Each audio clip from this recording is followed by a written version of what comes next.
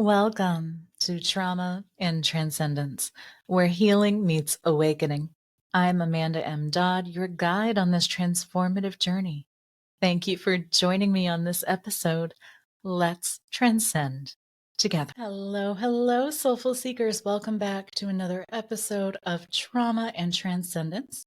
Today, as you can see, I've got a special guest. I have Guzalia Davis here with me. She is a lovely woman who I had met online. I was looking to actually deepen myself with doing shamanic journey and integrating it into my hypnosis process. And I was having a couple of blocks there that I just couldn't make it work.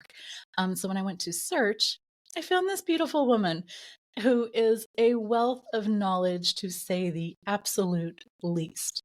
But today, Guzalia is here to bring us some insight and information about lucid dreaming. And I'm so very excited to get into that. So thank you for joining us today, Guzalia. How are Thank you? you for such a kind introduction. I'm happy to be here. It has been wonderful getting to know you. It's been a few years for us, haven't goodness. 2019, maybe I believe 2020. so. It's 5 years now. It went by so fast. Just like that, just gone. That's life. Yeah. So tell the audience a little bit about yourself, who you are, what you've been doing, what has life been like for Guzalia? I am a professional hypnotist and I am a healer, what you would call shaman by blood.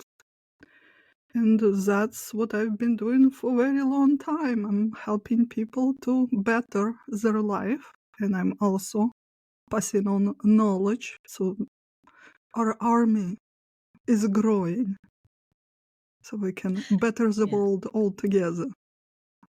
Yeah. What got you started on this path in life? I don't think I had a choice. No, it was This is what I pre-planned. feel like. I didn't have a choice. Watching my grandmother doing healing, helping her, and then trying to run from it for a very long time, exploring all sorts of professions. I got so many degrees, others that would be related to healing, run many different businesses, moved literally to the other side of Earth, and it didn't help. It still caught up with me. So I feel like that's a common trend for those people who are really born into this world with abilities. When you talk about that, not knowing if it was a choice and wanting to run, I can remember my life early on with mediumship and not wanting that life of I don't want to be different. I don't want to have these skills and abilities. And often when I talk about it, it was like keeping a beach ball underwater in the ocean. You can only hold it down for so long before, as you said, it catches up with you. So for you, it sounds like it was initially that shamanic healing way of life that was introduced for you. yes, and it's not that I was rejecting that part. It's just trying, I guess, approach life practically.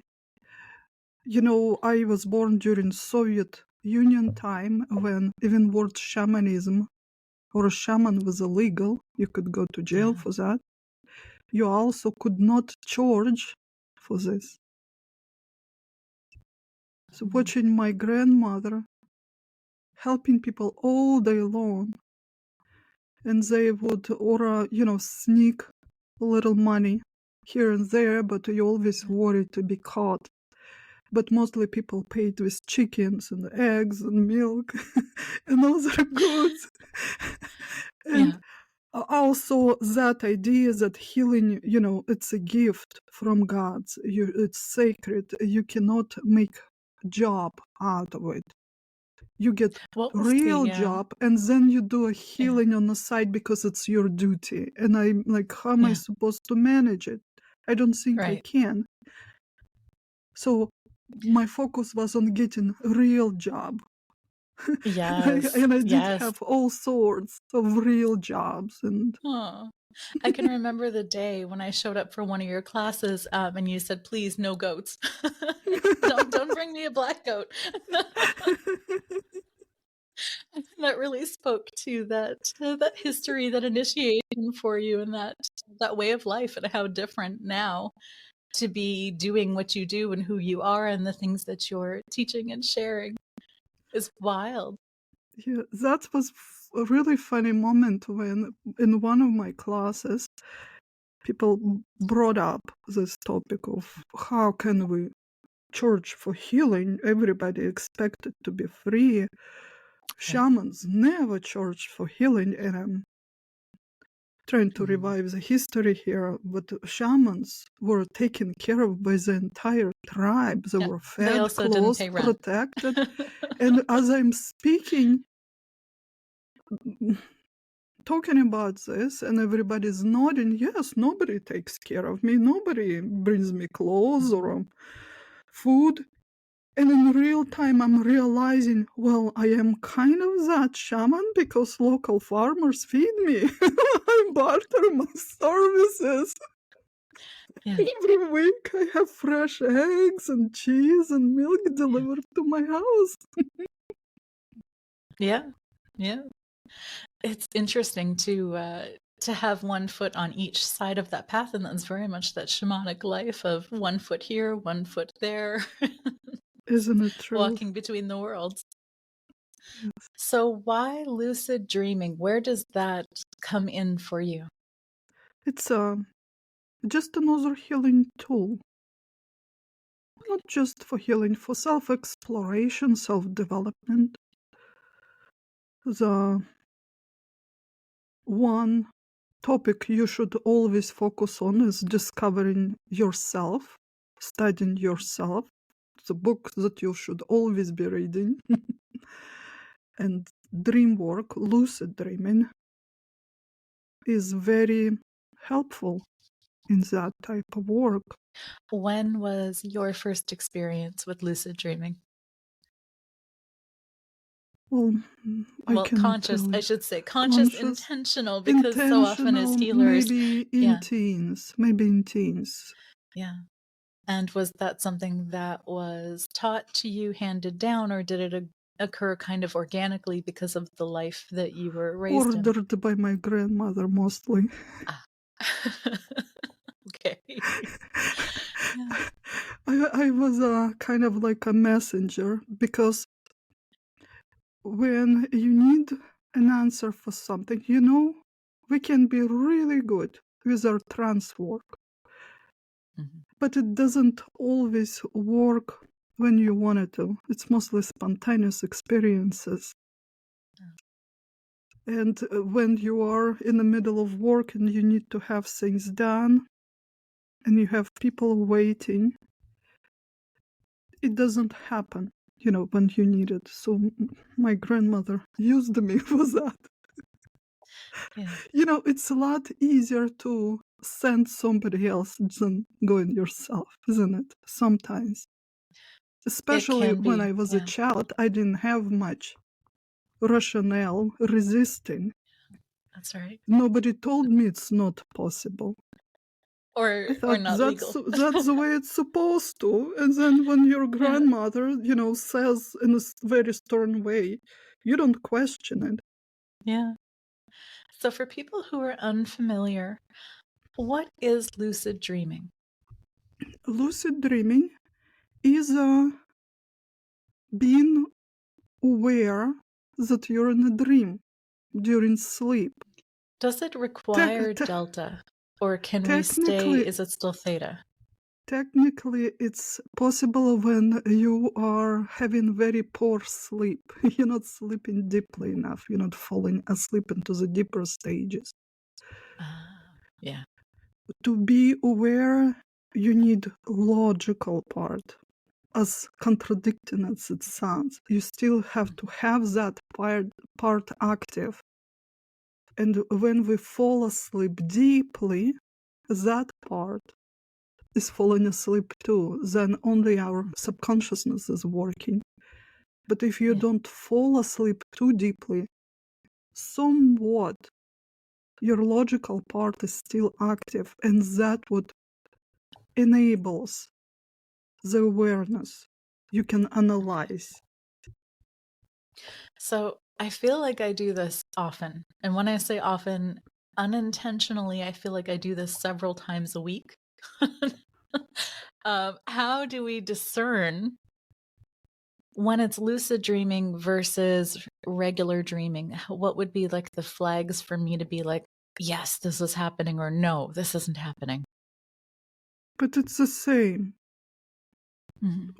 Lucid Okay. is when you're aware, and regular would be it's the same dream.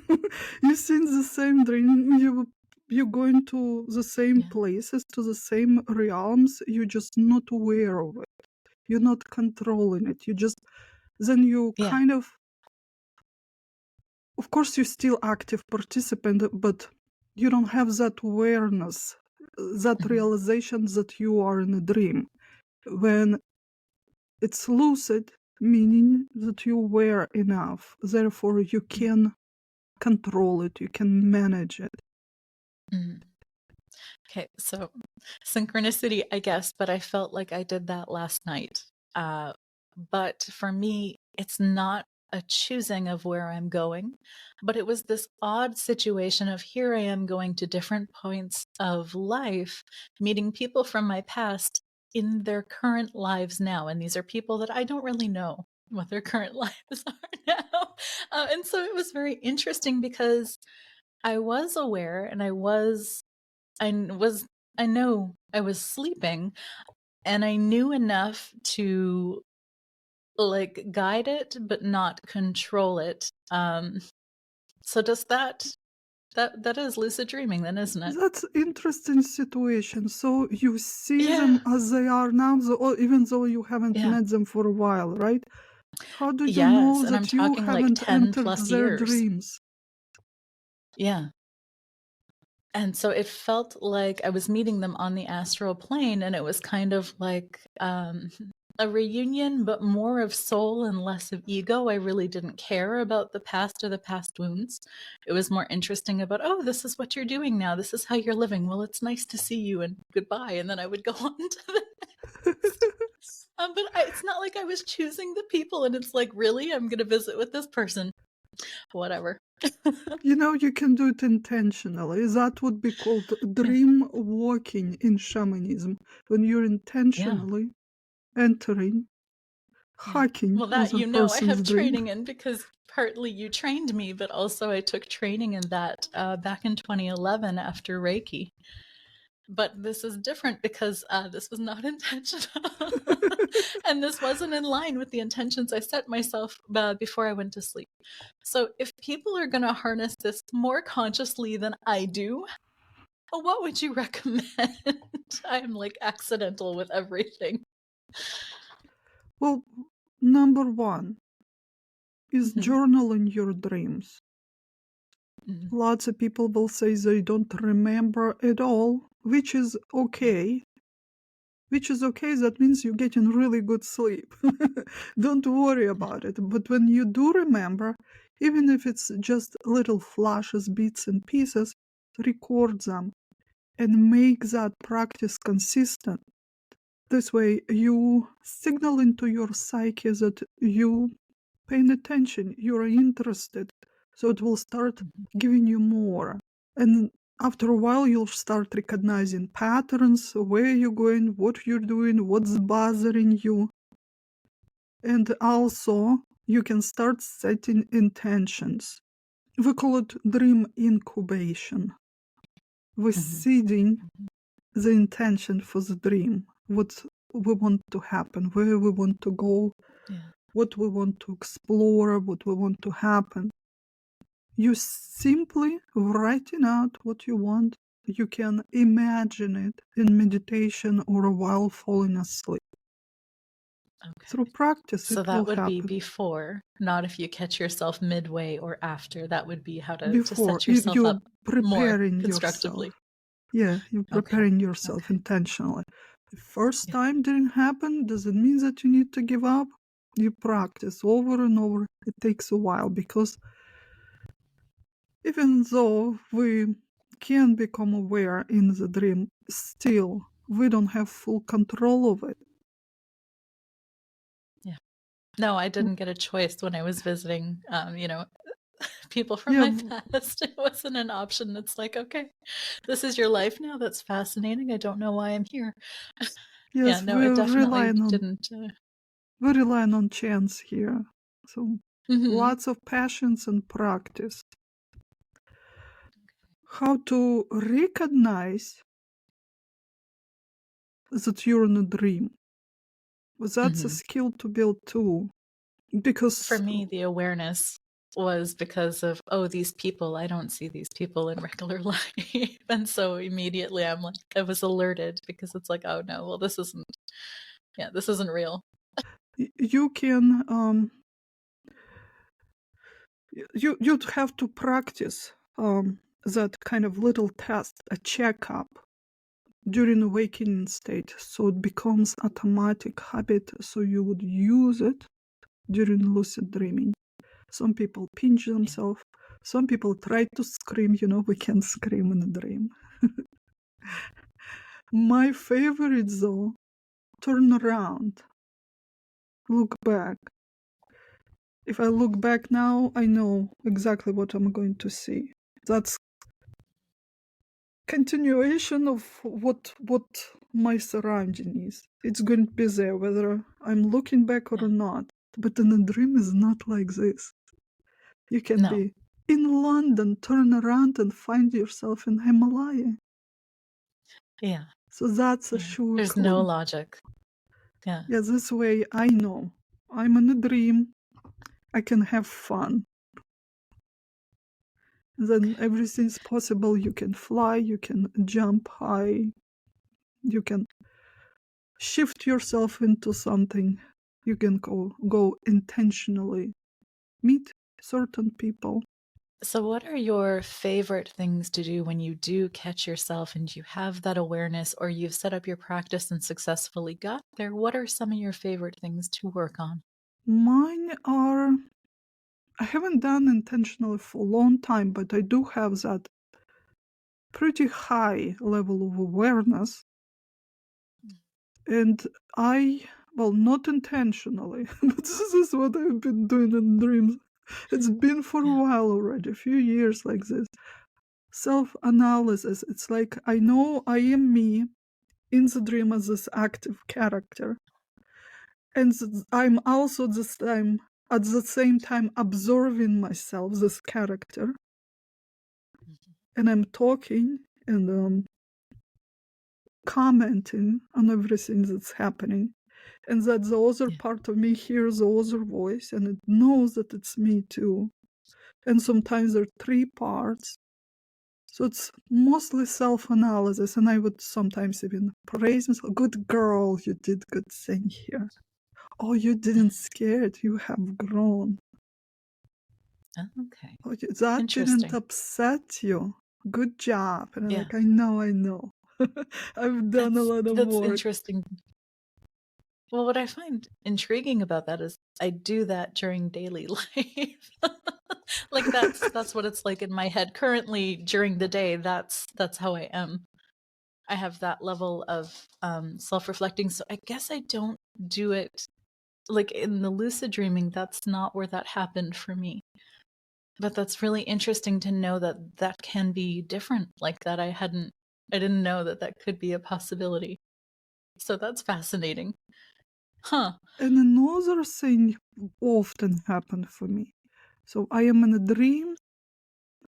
And we all have our own cosmology. We have this language of imagery and symbols, Mhm.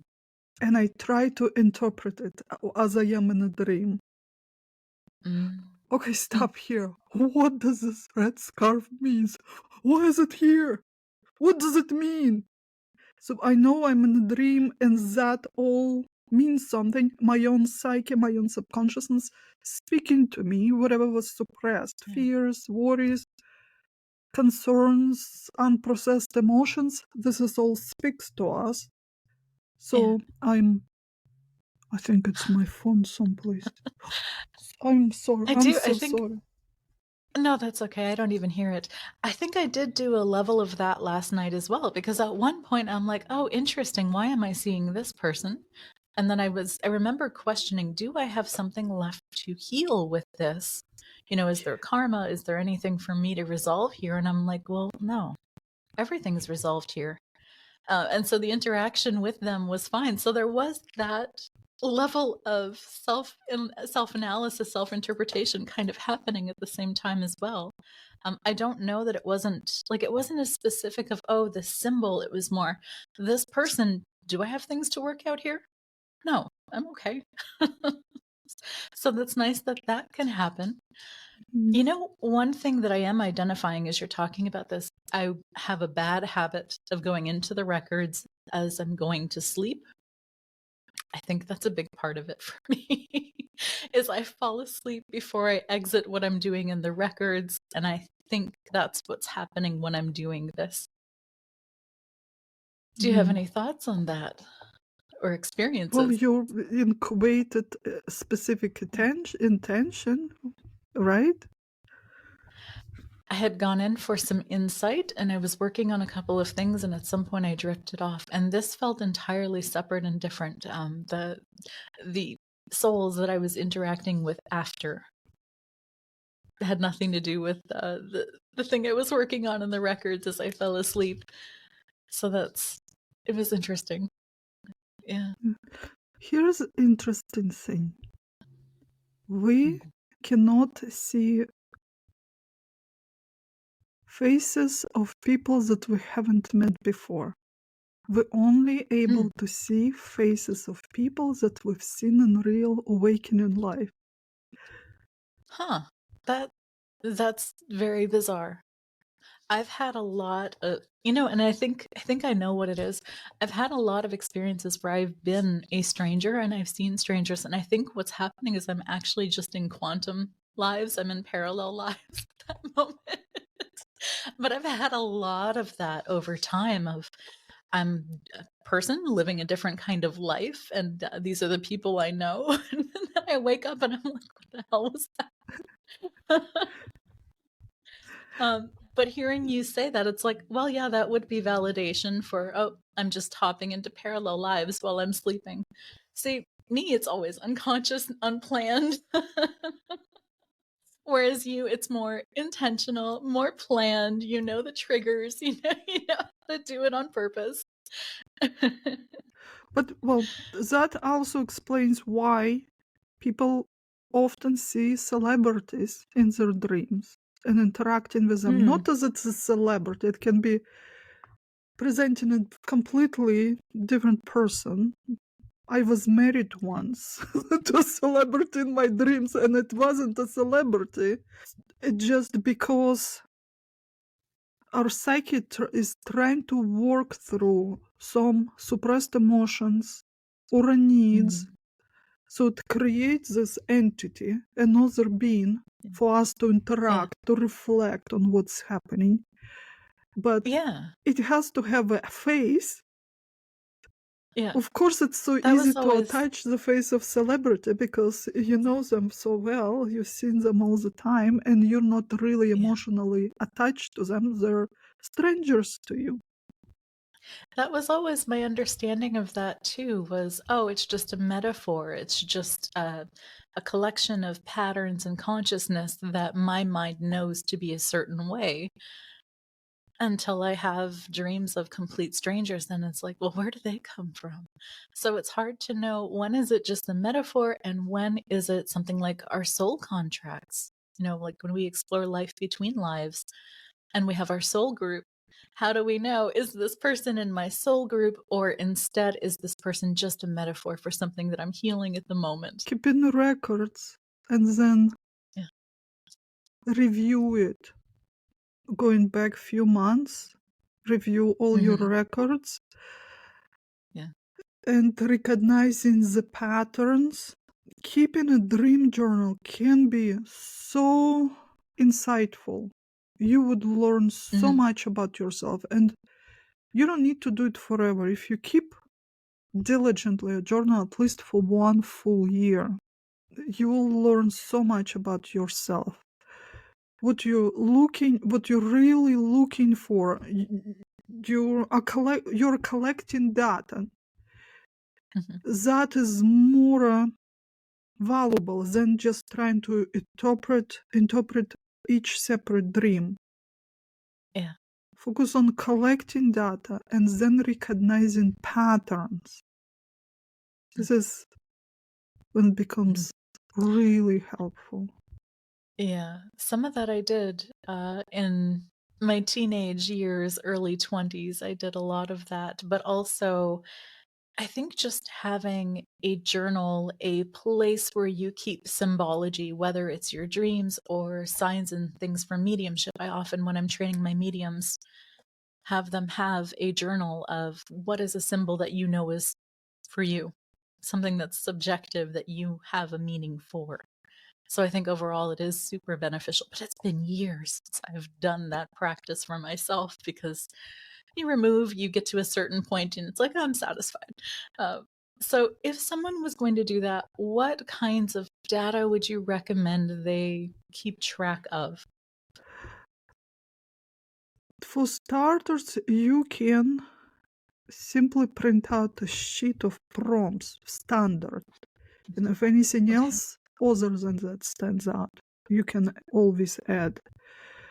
You don't need to print prompts for every entry, just make like a template and keep it in your journal. So you're just answering. Make sure you date all of it. So what you've seen, how you felt. I'm stressing here emotional state.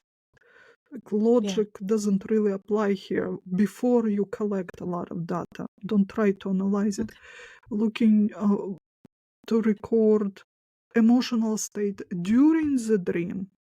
That's important. And upon awakening, how you felt. Something frightened you, or the opposite, you felt very content. Was it pleasing? Did it make you happy? So emotional state and actually what you've seen. And of course, it may not be a continuous story. You may remember only little bits.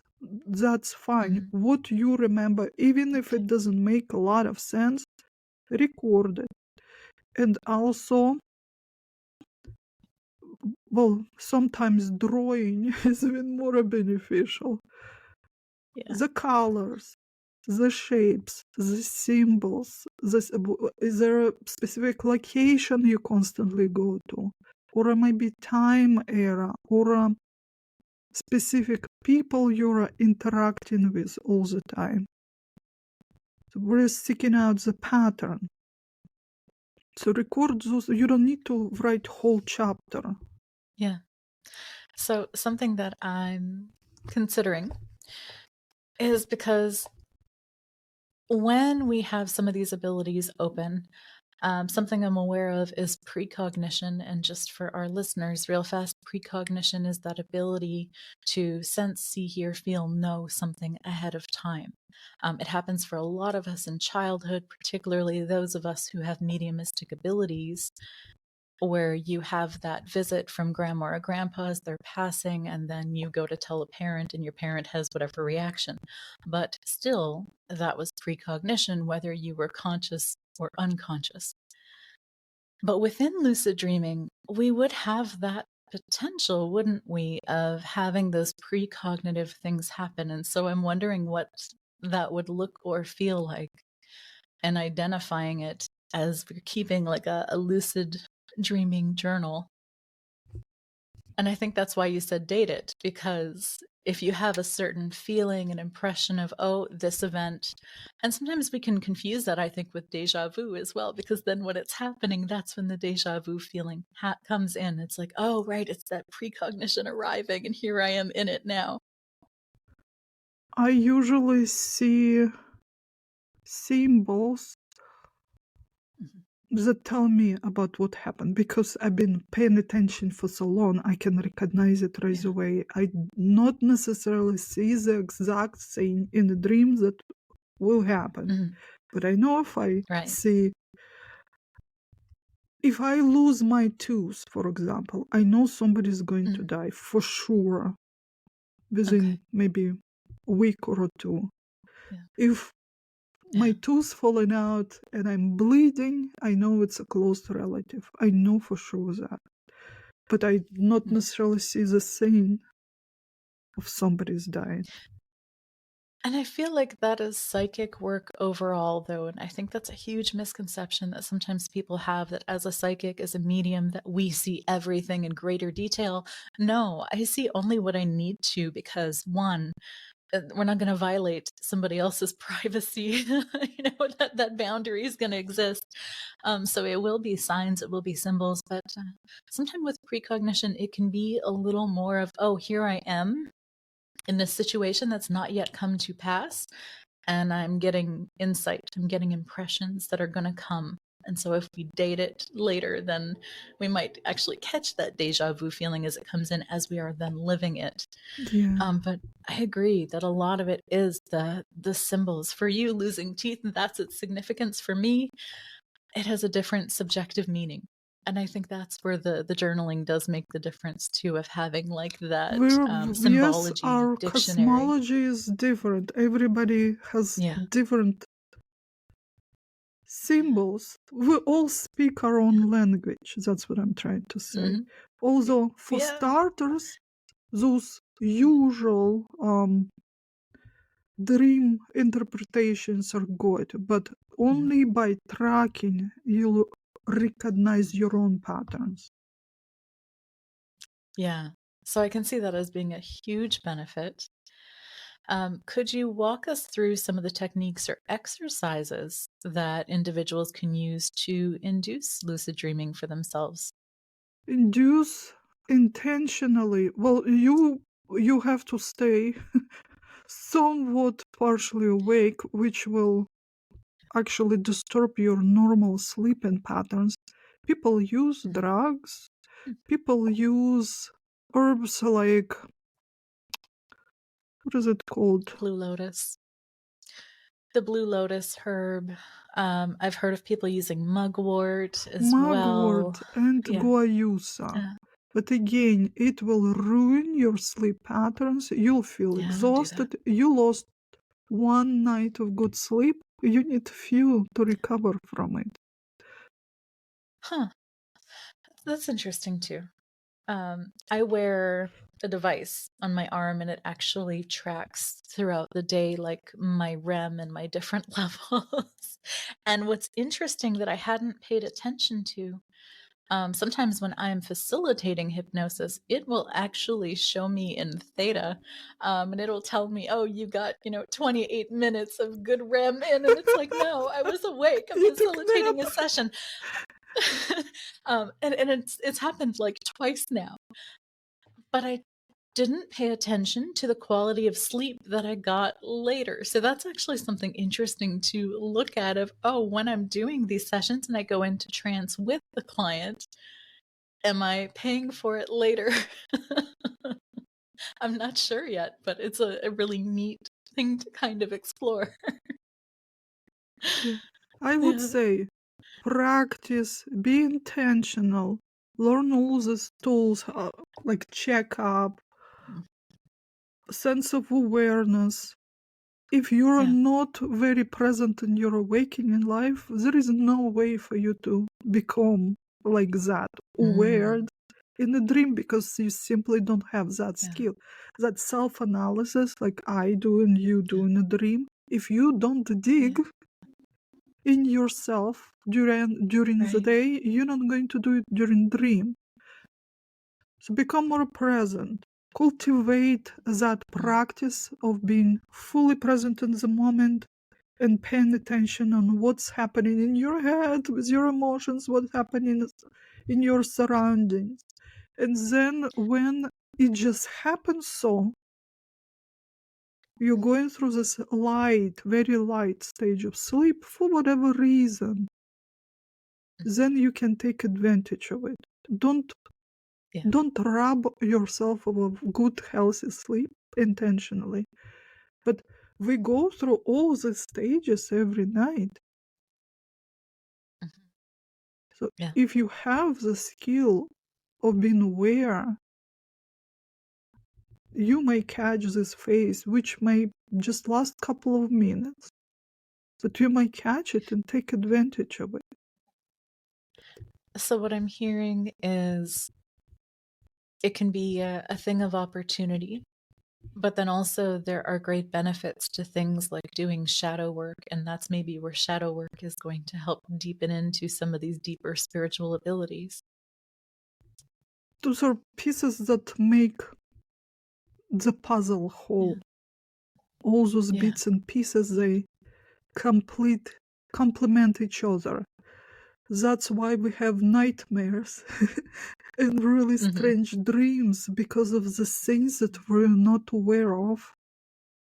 If we're doing intentionally the shadow work, maybe we can unlock by that our subconsciousness more, and it will show us even more during dreams. Yeah. I feel like a common misconception for a lot of things is that people have to be master meditators. They have to have been meditating for years and years and years to do some of these things. What is your feeling on that? That wouldn't hurt, but no, you don't have to do it for Yeah. years.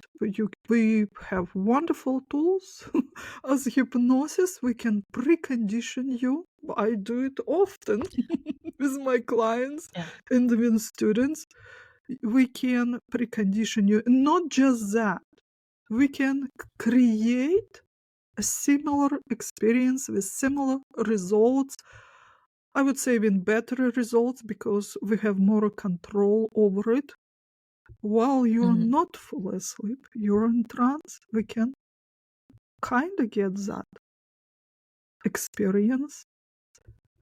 But Yeah. also with the same hypnosis techniques, we can precondition you, so your subconscious mind can become more aware during those light stages of sleep when you get them. Sometimes, because this podcast is about trauma and transcendence, let's touch on the trauma part. Have you found some tools or aspects that make lucid dreaming more accessible to people who've had trauma? Because sometimes, trauma can disrupt the states in the brain and the ability to be present. People that experience trauma, they're more focused on their internal world. They just tend to be this way because of the pain they're Yeah. experiencing. And because it's hurt so much, of course they're going to pay attention to what's happening, what they think, how they feel, for a bad reason, but they do have the higher level of self-awareness. That may be why they experience the lucid dreams more often than healthier people. I'm so glad you said that. Having been through PTSD twice myself and then complex PTSD in the last time, that was something that started happening. And I started to question, is this an emotional flashback I'm having? Am I lucid dreaming? Like, what is going on? Is this a past life thing coming through? And it can get really convoluted very quickly in trying to discern like what's happening when. And so sometimes there are times when, and or is it astral traveling? Because there are times when I go to sleep, and these are days when I haven't been in the Akashic records and just drifted off, where I actually concisely went to sleep on purpose, made sure to close my eyes. And then I'm aware of the room and I'm aware of things moving in the room, even though I'm completely checked out. Like, so it's interesting that we do have that extra ESP that kind of kicks on as though, okay, I'm not going to be physically awake, but I'm going to make sure that my vehicle is safe when I'm in this more vulnerable state. Yeah. Inability to relax completely because you don't trust your surroundings. Hmm. Oh, God, yeah. Yeah. That took a long, long time to work through. So for me, I feel like that's the time to go see someone to receive help, to have it facilitated with you rather than trying it on your own. But that's just my personal experience with that. What do you think? I would say if you experience that continuously, you probably have already started manifesting physical problems too. Some sort of chronic pain, some sort of inflammation, even simple joint pain, simply Yeah. because you're not reaching the deeper levels of sleep, which is needed for rejuvenation. Hmm. People that don't Hmm. get enough of that deep sleep have chronic pain. Hmm. Ask insomniacs. Yeah. And because you sleep But is that a lightly, it more, doesn't mean that you get enough of yeah. what you need. So, what my question actually was, when someone's going through that, is it more helpful for them to learn to practice on their own or to go see a professional, someone who can facilitate the session and guide them in? What is the goal? Well, maybe for more self-discovery, Self for healing, discovery. just another way to transcend what they're going through. I mean, all those tools are accessible even for free. You can learn techniques on YouTube, even. It depends on each person, what is their style of learning, and do they need to be handheld through the process, or they'd rather do it on their own. So more individualized as to who they are and what they need as a person. And do you have any stories or experiences you'd like to share to help us get a better understanding of lucid dreaming? Some of the benefits. Benefits. Nightmare for Mm. children. This is like number one, at least on my list. The most important Yeah. thing. Children often suffer from nightmares. And you're going to Hmm. take your child to a doctor, they'll prescribe medication. You know that.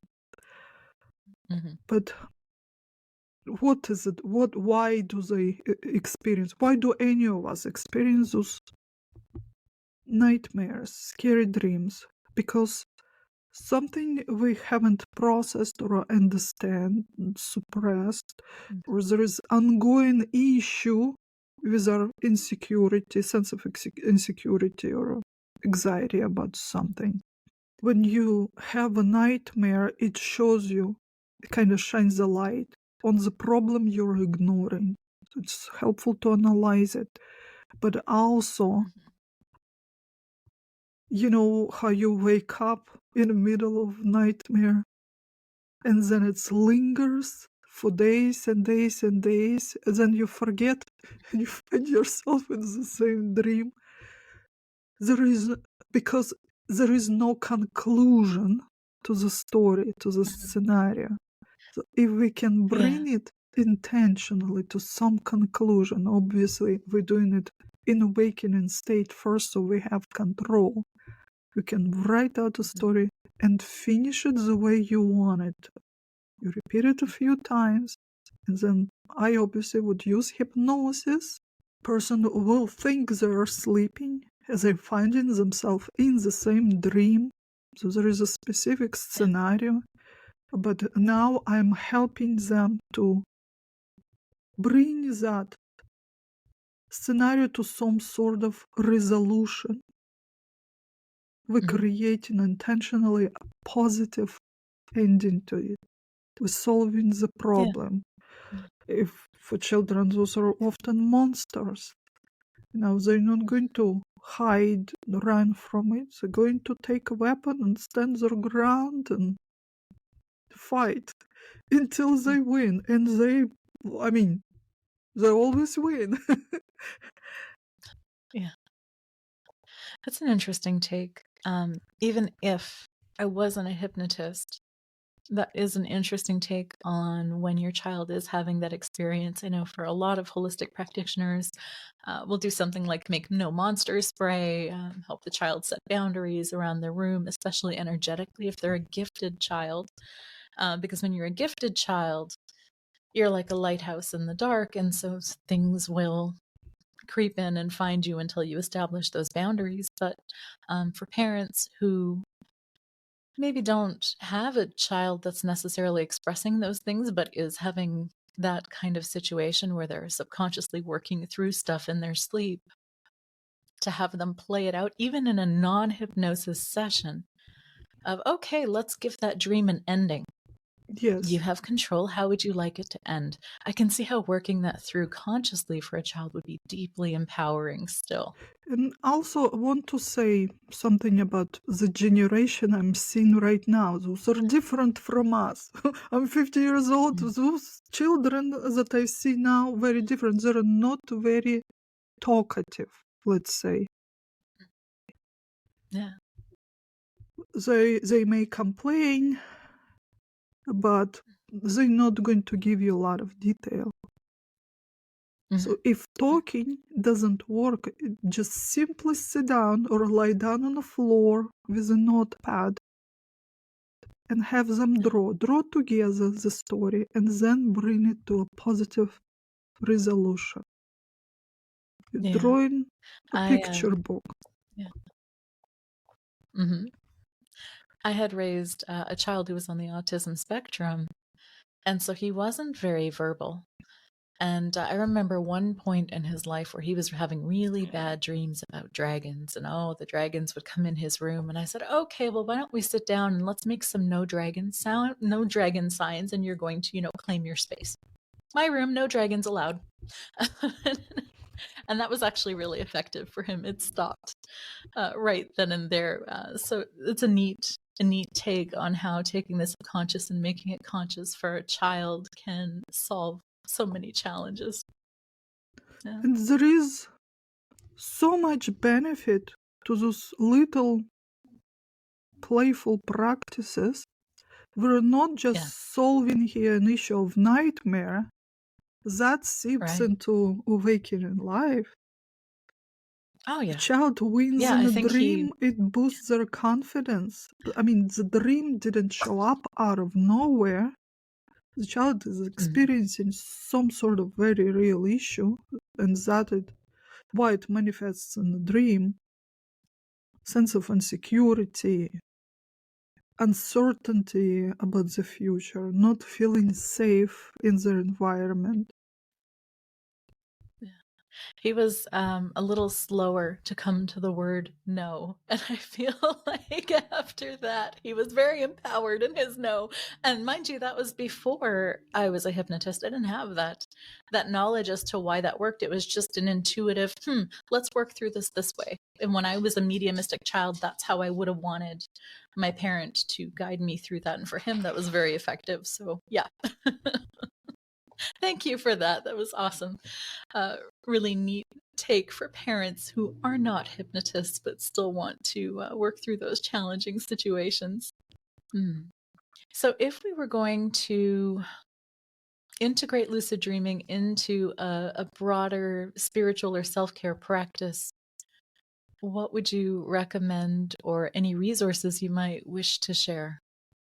I like to compare it to our traditional shamanic soul journeys in meditation. For Mhm. who's not familiar with this is simply traveling in meditation, imagining that you're going someplace. If you're doing it throughout the day, well, when you can, intentionally, you're doing soul journey, accessing certain realms, going to specific place, receiving a healing, solving some of your problems, simply imagining. Simply imagining. And you're doing it over and over and over consistently. It will certainly reflect in your dreams. You Sure. can I can see become why, just because as within that, intentional in your dreams, and because mm, you've done it so many times now. In awakening state, you'll be probably doing the same thing in dreams. So if the mm, healing, this is your goal, and you meditating and you traveling to forest, to heaven, to whatever, to island, to relax, to escape chaotic life, to just simply be still and relax so deeply so your body can start healing itself. Mhm. You're probably going to do the same in the dreams. That's the simplest way to integrate it to the purpose of healing. Don't wait Okay. for that, little chance of experiencing Mhm. that state of awareness in your dreams, because may happen, may not happen. Mhm. But you have full Okay. control in your awakening state and can be just as So just beneficial. to make sure that I understood that, because I'm not entirely sure that I did understand it purely, but are you saying to begin practicing journey intentionally on purpose? Okay. Because I think for some people, they might not be familiar with shamanic journey. It's not something that I've covered yet. That's Do you what want to I share a said. bit about it? Who doesn't know? It's simply relaxing in meditation and imagining that you're going someplace else, Yeah. to a forest, to a beautiful lake, on the shore of the ocean, to a shamanic settlement, to a witch doctor, Mm, and imagine that you yeah. are relaxing and receiving healing. That's all. Isn't it interesting? We have so many modalities, and with many of them, it's like there's so much crossover. There's so much overlap. So when you think about whether it's lucid dreaming, shamanic journey, or if we talk about astral travel or going to the Akashic records, there's a place where they all kind of blend. And as hypnotists, we know why that is. It's because it's all subconscious mind, and we're all in theta at that point. But it's always interesting to me how we have so many different terminologies for very similar practices. I would say for shamanic journey, the one thing that stands out for me was the way that I had learned before your class. There was a specific way in and going to which plane. Are we going to lower world? Are we going to upper world? So that was always interesting. And I feel like that differentiated it for me of shamanic journey compared to some of the other things. Is there anything that stands out for you in terms of differences? I'm not sure I understood the question. Man. Mm. Differences between So, what? how would you differentiate shamanic journey versus lucid dreaming? Like, what makes You the just separation becoming, for you? you're in control when you're doing the journey. You're, Okay. you have more control, you're intentional because you're not asleep. Okay. Huh. Yeah, for me, it's different way in, Oh, different yes. practices, different. That's how I separate it in my mind of, okay, I'm gonna shamanic journey, I'm gonna go to the upper realm versus I'm going to Akashic records. Like I have different rituals, different practices. So that's how I separate I them. would say not get Um, too fixated on modality or technique. What is the yeah. actual goal? What is the actual I think goal? we do that a lot. Well, yes. Yeah. I think we do that a lot as society. I think we're used to labeling things and you see someone comes out with a new course and they have this specific terminology and oh, this is different somehow and it's like, well, no, we're using our God-given abilities and using our brain the way that it's meant to be used. Yeah, it's tricky sometimes. Yeah. Yeah, even when I So, thank you do so. my lucid dreaming workshop, when I ask, what for Mhm. are you here? To learn lucid Yeah, dreaming. But what for? yeah, Lucid dreaming is not the end goal. What for? Lucid right. dreaming is just a vehicle to get you to your goal. Yeah. Uh, Can you tell me more about the workshop? Workshop. Well, it's actually certification course now because it's grew Mhm. again a little more than I Yeah. was intending for it to be. Um, That's how that goes when you work with spirit. It's always that way. They give you a breadcrumb of, oh, you're going to do this thing. And then all of a sudden it's this big thing. And it's like, that's not what I was planning. Yeah, yeah. And then, well, people ask for additional things. I thought we'll just gonna have fun. We'll get hypnotized. We'll travel. Yeah. I'll condition so they can do lucid dreaming when they want to. And it was fun, but then like, well, how do I do? Do you have a script for that? Favorite thing. Do you have a script? Okay. Yeah. Do you have all the So steps? So I did write all of it, and the class is a little bigger so now. the certification is for them to learn to have self-practice, but then also Facilitate facilitate for as well. others, because this is a very, Wow. very common request. Yeah. Clients will book appointments just for that. Just for that. That's awesome. How do people find that if they're interested in either having that self-discovery journey or if they decide to facilitate? I'm assuming they can choose either or both if they It's want just to. How do one they product. find it? It's one product, but it's a lot of fun. I can promise that. I can promise that. Yeah. It's on my website, Yeah. hypnosistraining.online. Or you can search even by Okay. my name, Guzalia Davis, and you'll find it. It says lucid dreaming. It's hard to miss. Yeah. Okay. Thank you so much for sharing that and for coming on today and being a very special guest. Thank you so much. It was a Is there pleasure. any Yeah. Is there any final thing you would want the listeners to know or to take away from today? I want to stress focus on your goals. What's important? Learning about yourself, discovering something, or it's a healing. Everybody's seeking healing. Don't worry about specific tools, techniques, or modalities. There are more than one way to get to your goal. Hypnosis, Yeah, so maybe don't get meditation, caught up and in the if label. if lucid dreaming happen, not because you took some drugs to ruin your sleep, but if just by chance it happened, it's just like a cherry on the top. But again, there's Mhm. more than one way to get to your goal. Yeah, I like that. That's helpful. I do think it's easy to get caught up in labels and to want to define things, and maybe we don't have to. Maybe we can just enjoy things for their benefits and the healing that's inherent. Yeah.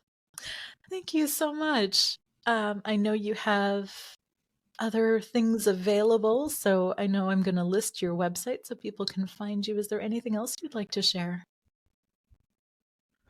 I don't know, Amanda. Should I? I don't know. Sorry. Yeah. I do know you've got the Facebook group. It's a wonderful little community that you've cultivated and grown, and it's a great place for people to learn and start understanding things. That's always an option. Well, I do have live training right now going on for hypnotherapy, and we're starting live training for past life regression in March. So this is my big news. Yeah. Okay. Wonderful. How do they find that? Is that on the On the same same website or website, different? yes. Thank Okay. you. I will make that available in the show notes. Thank you so much for being here today, for your time and your energy. It was fascinating to get to explore for me as well as I'm sure for many people who are going to listen to this later. Thank you so much. And that is it for today's episode of Trauma and Transcendence. We'll see you next week. Bye. Thank you for joining us on this transformative episode of Trauma and Transcendence. Your stories matter. I would love to hear them and from you. Connect on our website, healingbeyondtrauma.com, or drop me an email at amanda@healingbeyondtrauma.com. Remember, healing is a journey we take together. Until next time, stay connected, stay inspired. This is Amanda. Wishing you bright blessings.